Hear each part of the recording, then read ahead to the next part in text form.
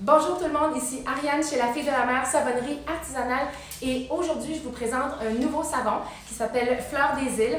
Donc j'ai cueilli des fleurs sauvages cet été que j'ai soit cultivées dans mon jardin ou que j'ai cueillies sur mon terrain parce qu'on a des rosiers sauvages aux îles. Et inspiré des fleurs des îles, j'ai choisi mes couleurs, donc qui seront des ultramarines. J'ai du violet, du rose et du bleu.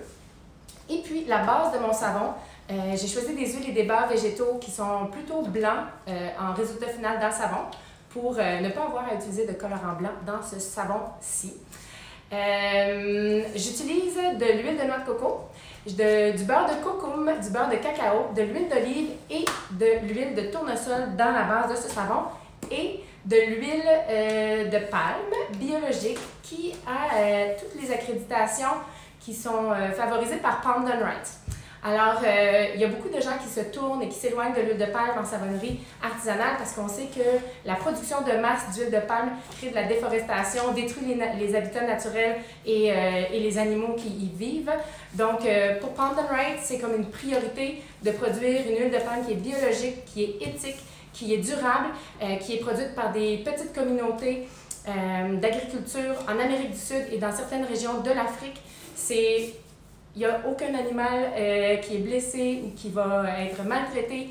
Ils vont vraiment faire la promotion des habitats naturels, du respect de l'environnement. Donc, c'est le bon choix pour l'huile de palme en savonnerie et aussi en alimentation. Donc, cherchez les logos Palm Done Right sur vos produits quand il y a de l'huile de palme parce que c'est vraiment, vraiment important. Et comme le mois de septembre, c'est le mois de Palm Done Right, alors j'ai choisi de faire cette vidéo et de leur donner un petit coup de pouce. Cette vidéo n'est pas subventionnée. Je le ferai vraiment avec mon cœur parce que je crois que c'est le bon choix. Alors, on va regarder d'un peu plus proche comment ce savon-là va être fabriqué.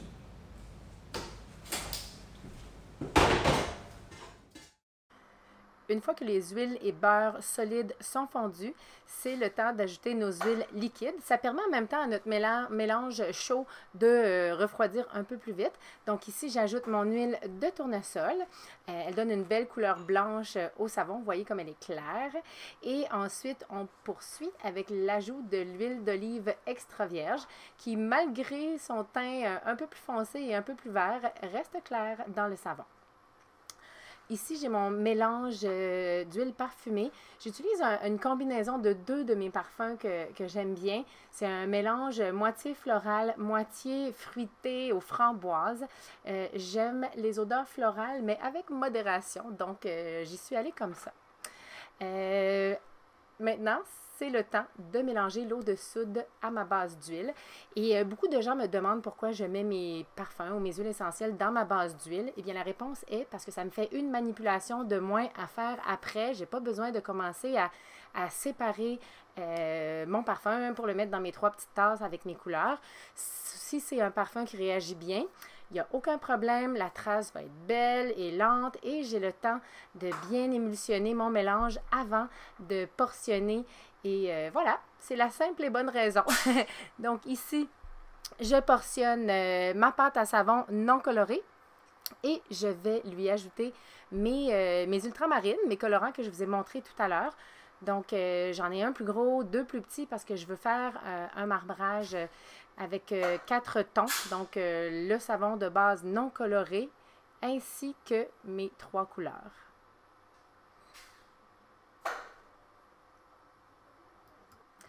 Avec mon pied mélangeur, je m'assure que mes couleurs sont bien dispersées dans la pâte à savon. Et ensuite, je vais ramener mon gros chaudron de base pour pouvoir y faire mon marbrage.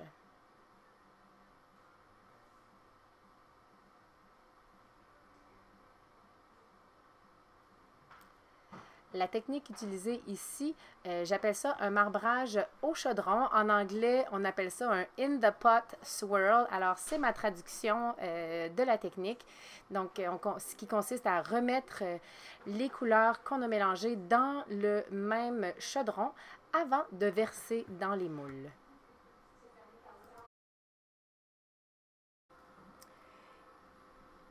Et le moment le fun, le plus amusant, c'est de verser la pâte à savon dans le moule Et parfois, ça a l'air un peu abstrait là, quand on coule la pâte à savon, mais c'est pas fait de manière si aléatoire. En allant en placer un peu partout sur les longueurs, là, je m'assure d'avoir un peu de couleur partout et ça va vraiment ressortir au moment de la coupe le lendemain. Alors, je m'étais gardé un petit fond de chacune de mes couleurs pour me faire un marbrage sur le dessus.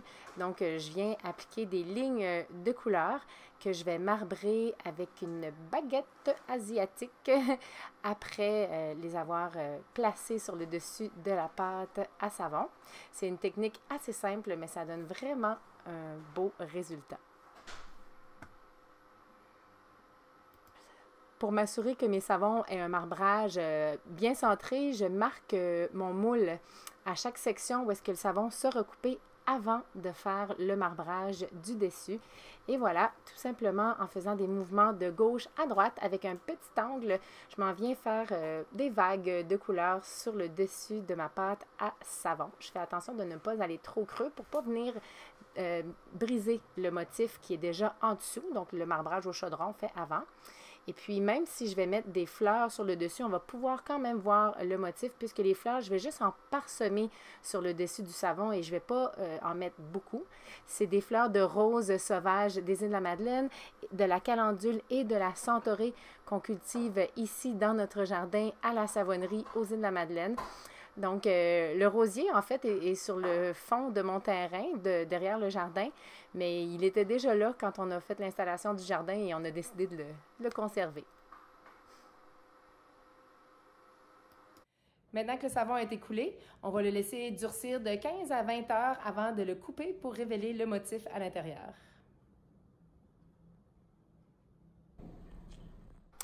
C'est le lendemain matin. Les savons ont durci pendant presque une vingtaine d'heures.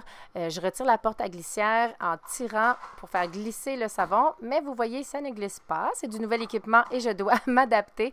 Donc, au lieu de le démouler comme à l'habitude, je le retourne complètement à l'envers pour libérer le bloc de savon. Et vous allez voir à ma réaction que ça démoule très bien. Le silicone décolle sans aucun problème. Il est un peu mou par contre, donc il faut faire attention de ne pas abîmer l'insert en silicone. Mais c'est vraiment super. Ça se démoule en un clin d'œil.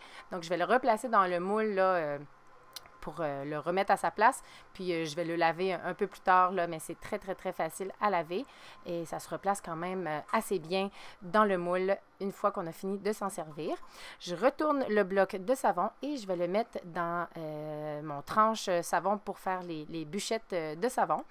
Et puis, j'ai deux marbrages différents dans ces savons-là.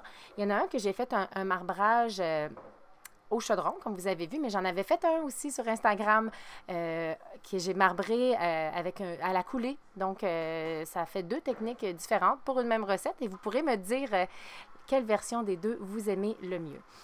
Donc, ça, c'est l'intérieur du savon qui a été fait à la coulée sur le dessus du savon. Et puis ça, c'est un petit surplus de savon que j'ai moulé dans un petit moule en silicone.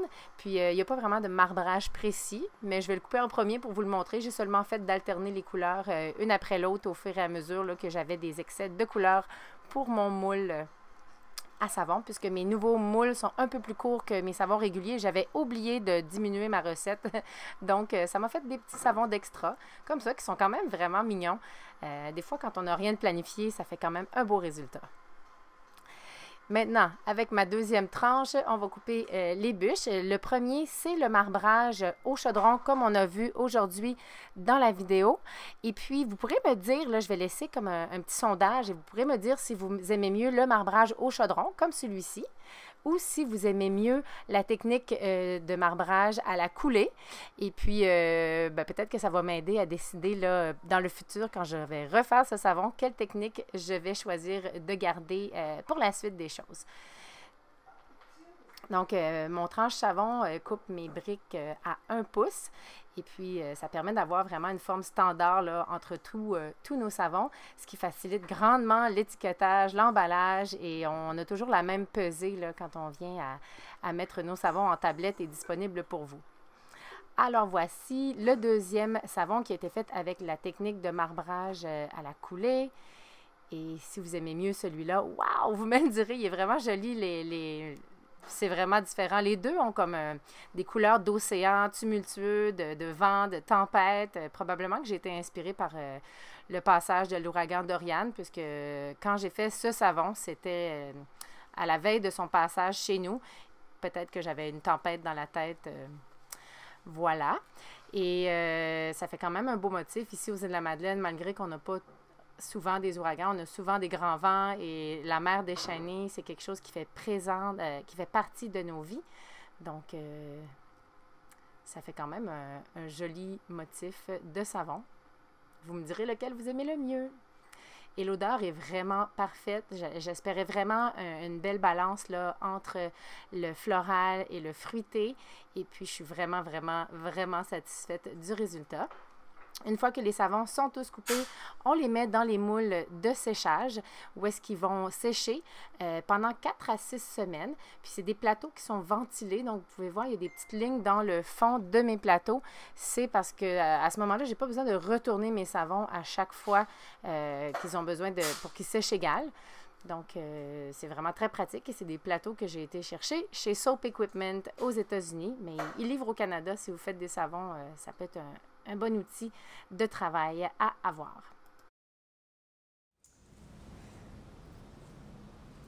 Et voilà, les savons Fleur des Îles sont terminés. Maintenant, ils vont aller dans la zone de séchage pour les prochaines 4 à 6 semaines avant qu'on puisse les étiqueter et les emballer et les rendre disponibles pour vous.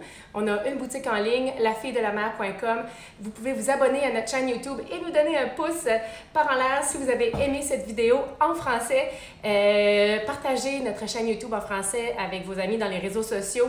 On aimerait ça qu'elle soit un peu plus connue. Notre chaîne en anglais, vous pouvez, je vais mettre un lien en haut ici, vous pouvez nous suivre là, on a beaucoup plus de vidéos, mais j'aimerais vraiment ça, faire plus de contenu en français pour les gens de pays et de régions francophones qui nous suivent. Alors merci beaucoup et à très bientôt.